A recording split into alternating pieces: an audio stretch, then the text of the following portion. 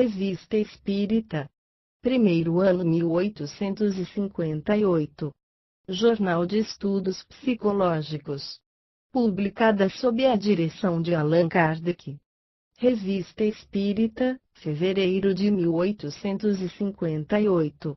O fantasma da senhorita Clairon. A senhorita Clairon, nascida em 1723, morreu em 1803. Estreou na companhia italiana com a idade de 13 anos, e na comédia francesa em 1743.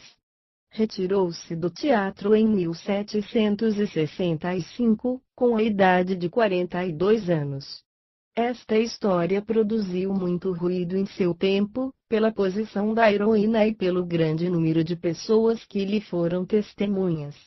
Malgrado sua singularidade, ela seria provavelmente esquecida se a senhorita Clairon não a houvesse consignado em suas memórias, de onde extraímos a narração que dela vamos fazer. A analogia que ela apresenta com alguns fatos que se passam em nossos dias, lhe dá um lugar natural nesta coletânea. A senhorita Clairon, como se sabe, era mais notável pela sua beleza do que pelo seu talento como cantora e atriz trágica. Tinha inspirado, a um jovem bretão, Sr. de S., uma dessas paixões que, frequentemente, decidem da vida, quando não se tem bastante força de caráter para dela triunfar. A ela, a senhorita Clairon, não respondia senão pela amizade. Todavia, as assiduidades do Sr. de S. se lhe tornaram de tal modo importunas, que resolveu romper tudo com relação a ele. O desgosto que disso ele sentiu lhe causou uma longa enfermidade da qual morreu. A coisa se passou em 1743. Deixemos a senhorita Clairon falar. 2 anos e meio haviam decorrido entre o nosso conhecimento e a sua morte.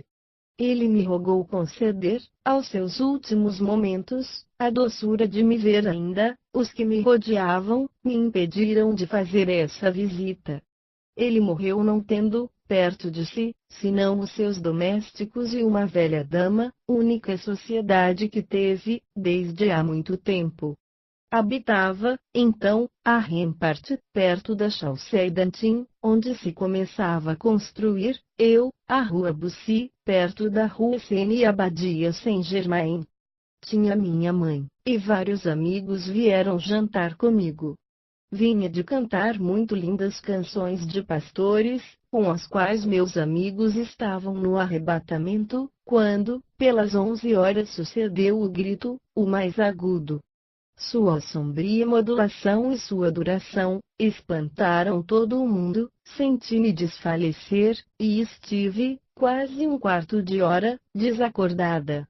Todos os meus amigos, meus vizinhos, a própria polícia, ouviam o mesmo grito, sempre à mesma hora, sempre partindo de sob a minha janela, e não parecendo sair senão do vago do ar.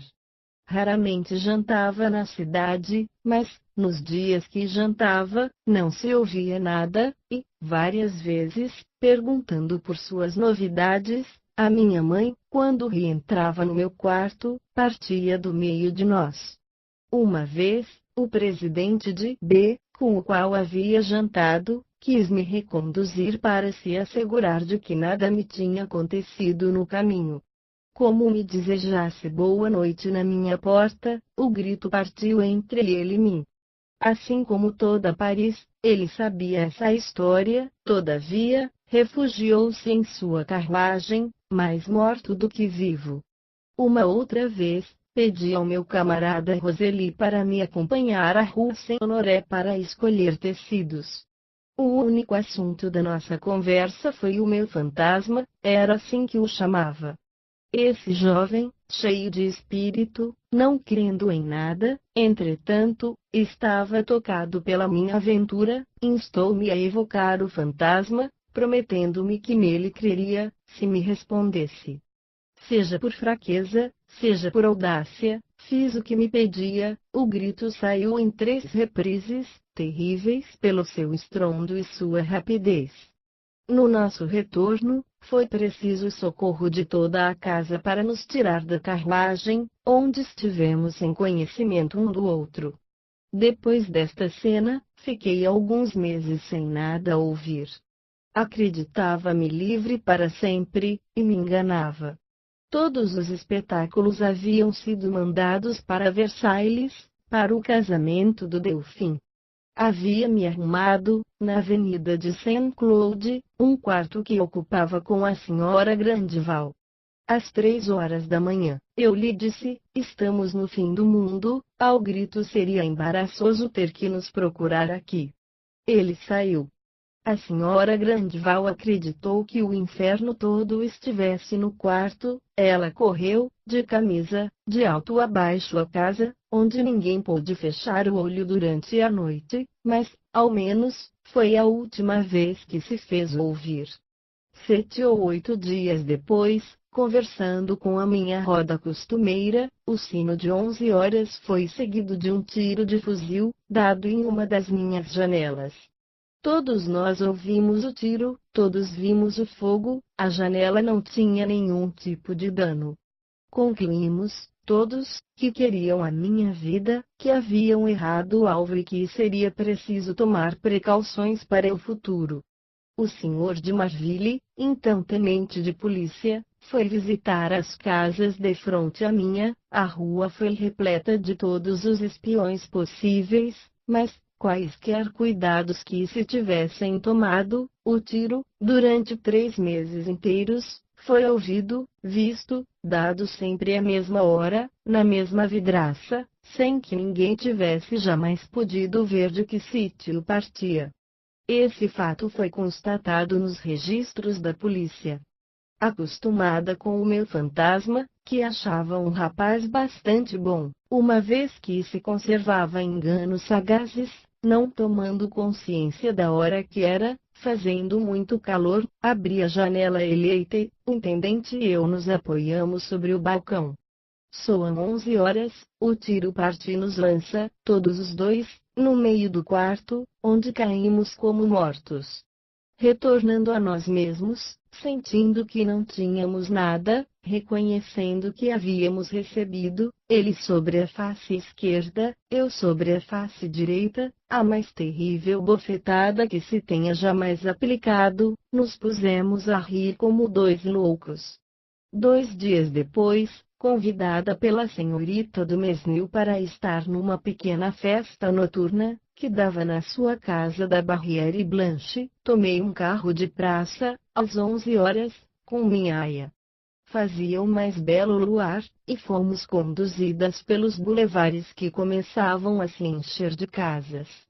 Minha aia me disse: não foi aqui que morreu o senhor de S, segundo as notícias que me deram, deve ser, disse-lhe, designando com meu dedo, uma das 2 casas ali diante de nós.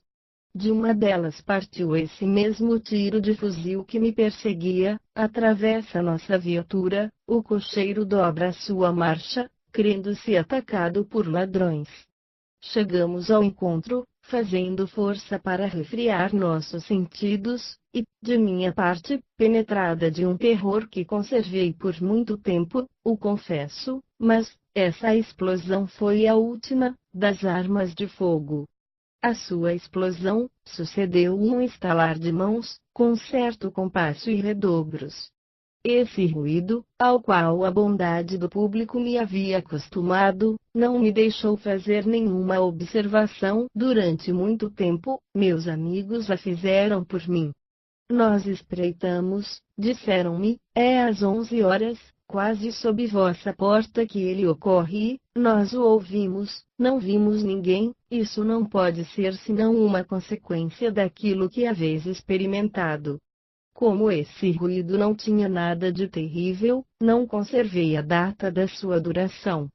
Não prestei mais atenção aos sons melodiosos que se fizeram ouvir depois, parecia que uma voz celeste dava o esboço da área nobre tocante e que ela ia cantar. Essa voz começava na esquina de Bussy e terminava na minha porta, e, como ocorreu com todos os outros sons precedentes, ouvia-se e não se via nada.